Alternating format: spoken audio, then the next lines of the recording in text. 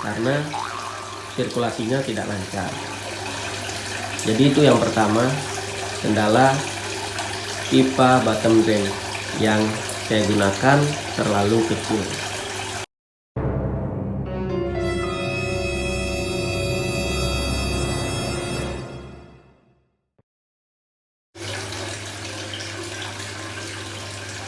Halo para penghobi ikan koi. Jadi buat semua om-om, abang-abang, dan teman-teman para penghobi kolam ikan koi khususnya, bersyukurlah jika saat ini Anda semua ada yang masih akan membuat kolam dan ada yang akan merenovasi atau membongkar kembali kolamnya. Karena di sini kolam saya ini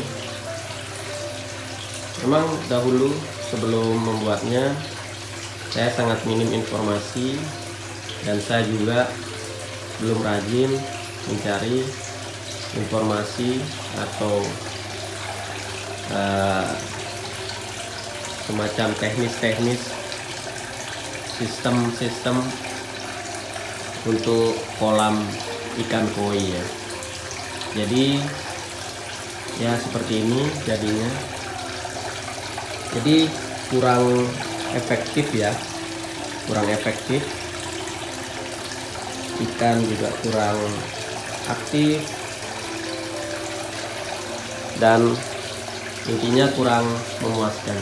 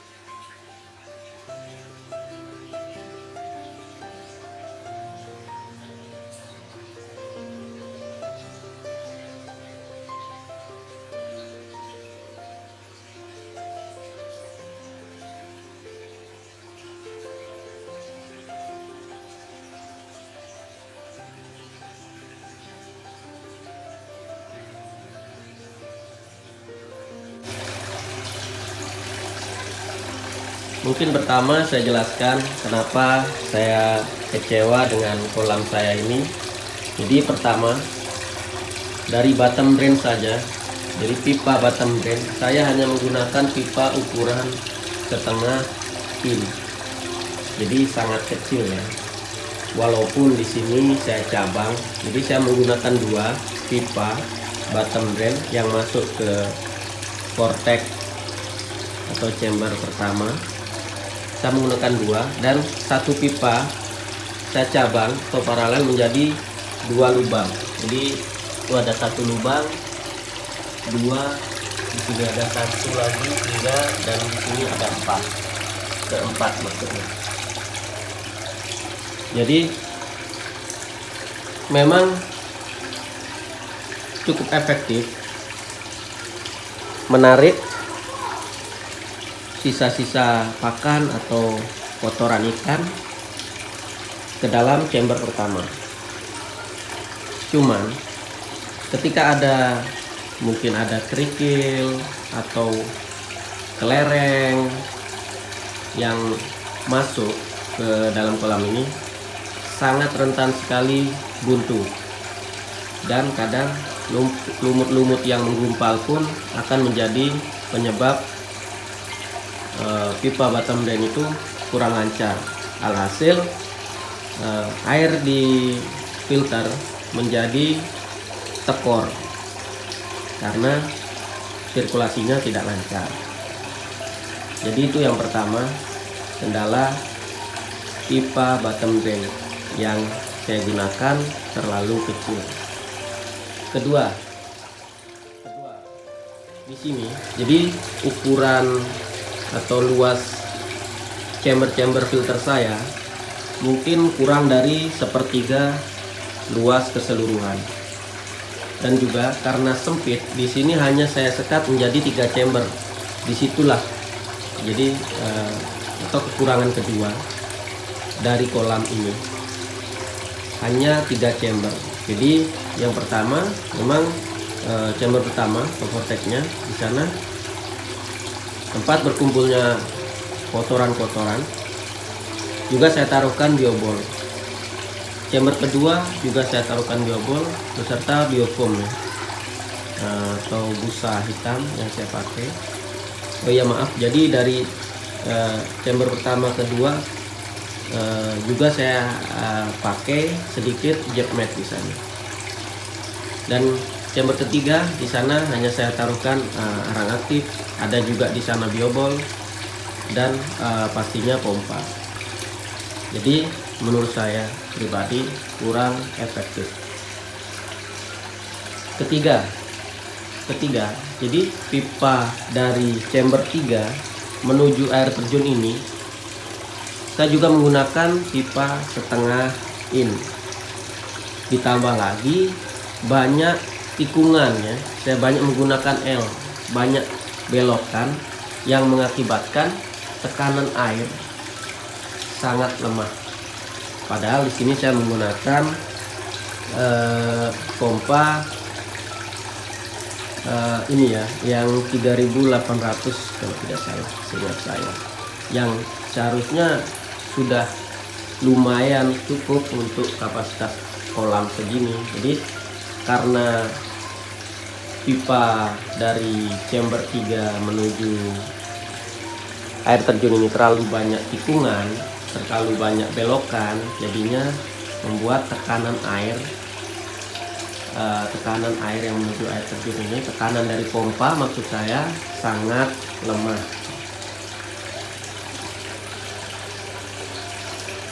Di kolam ini banyak sekali ya ditumbuhin lumut, ditumbuhi alga, karena memang atap hanya menggunakan sejenis atap plastik ya, jadi sinar mataharinya masih banyak masuk ke sini. Di sini saya juga tambahkan di bak air terjun ini, saya tambahkan biobol dan ada tanaman, sedikit tanaman, kurang tahu apa namanya, saya ambilkan dari akuarium atau tank aquascape saya. Nah, tujuannya ya mungkin bisa menambah fungsi biobol ini. Di bak air terjun yang atas ini juga saya taruhkan biobol. Jadi tujuan saya memperbanyak bakteri baik ya. Jadi tadi ada 3 kekurangan atau yang saya sayangkan, kecewaan saya. Jadi pertama, pipa bottom drain yang terlalu kecil. Kedua, filter atau ruang filter yang terlalu kecil, yang akhirnya hanya cukup saya sekat menjadi 3 chamber. Yang ketiga, pipa air terjun yang terlalu banyak belokan sehingga mengakibatkan kurang lancarnya tekanan air dari pompa. Dan keempat, saya juga lupa menambahkan skimmer di sini ya. Jadi ininya ya kurang efektif. Kadang buih-buih atau mungkin ada kotoran-kotoran ikan yang mengapung harus saya ambil manual dengan menggunakan jaring, sorok bahasa ini. Jadi tidak ada skimmer keempatnya. Kemudian apalagi ya, jadi sementara memang tetap saya operasikan kolam saya ini karena pertama kendala dana. Jadi ketika akan saya rubah atau saya renovasi akan memakan biaya yang cukup besar.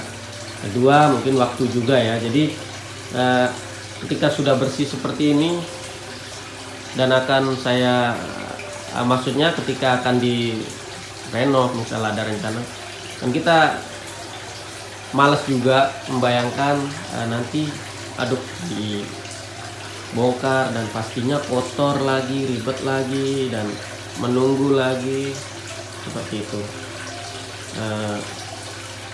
Jadi mungkin salah satu kuncinya saya akan mencari cara-cara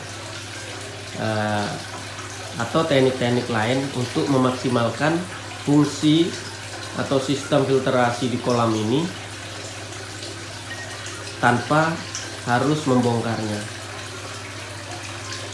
Cuman yang saya herankan, pertumbuhan ikan di kolam ini cenderung sangat cepat dibanding kolam saya yang satunya.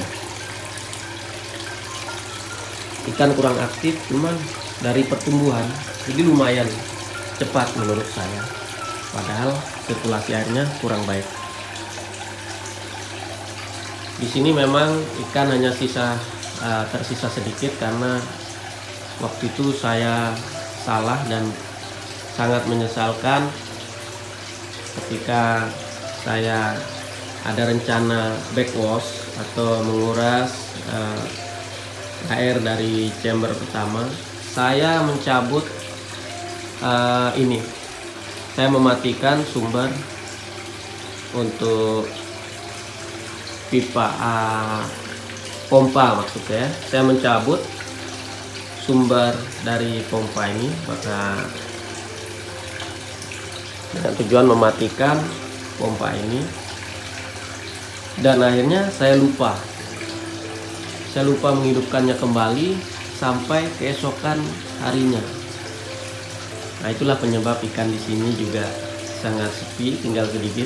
Jadi waktu itu ikan saya mungkin yang ukuran 40 BO dan 45 juga ada sekitar 9 ekor terapung, sudah tidak bernyawa. Jadi saya ingatkan lagi bagi para penghobi koi, para penggemar koi, abang-abang semuanya, jangan sampai lupa dan akhirnya menyesal seperti saya. Jadi kita harus membuat alarm atau apalah ketika kita mematikan pompa, harus kita selesaikan. Waktu itu saya matikan pompa karena saya nunggu, saya tinggal mengerjakan sesuatu yang lain, akhirnya lupa dan menyesal sampai saat ini. Di ikan-ikan kesayangan saya banyak mati karena ulah saya sendiri. Padahal ikan di sini, di sini walaupun kolam ini menurut saya kurang efektif, jarang sekali ikan sakit, jarang sekali ikan saya mati karena sakit. Kalau tidak karena waktu itu ada lama sekali pemadaman listrik. Jadi walaupun saya menggunakan di sini aerator ya kecil, cuma dia ini AC/DC. Jadi ketika listrik PLN padam, baterainya bekerja dan lumayan untuk menyuplai oksigen. Tapi itu mungkin hanya bisa bertahan sekitar 3-4 jam. Jadi kalau maksud saya kalau listrik PLN mati terlalu lama ya tidak bisa membantu. Jadi ada dua kejadian tragis di sini, yaitu karena PLN padam terlalu lama. Yang pertama akhirnya sebagian besar ikan saya mati, dan yang kedua karena kesalahan saya sendiri, yaitu lupa menghidupkan kembali pompa airnya. Mungkin itu saja cerita atau pengalaman sekilas kolam ikan koi ini. Salam satu hobi untuk para om-om, abang-abang, penghobi kolam koi khususnya, dan sampai jumpa lagi di video berikutnya. Dadah.